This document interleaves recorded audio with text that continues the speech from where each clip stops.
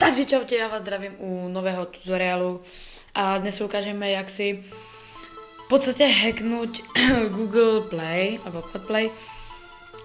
A ten hack vlastne spočíva na tom, že keď si to vlastne kebyže hacknete, tak si môžete sťahovať mikrotransakcie do hier zdarma. Ako nefunguje to, že napríklad sťahujete hry zdarma, ale iba mikrotransakcie.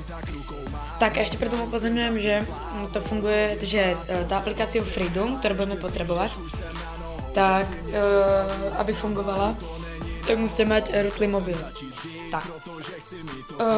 Odkaz na staženie toho Freedomu vám dám do popisku. Takže, toto video sa nebude moc dlhé, pretože to je fakt primitívne úplne.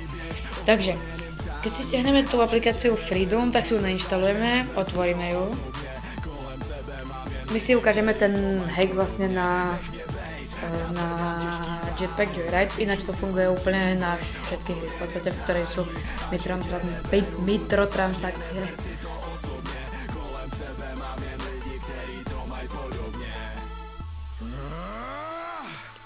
Tak, dáme si Jetpack Joyride.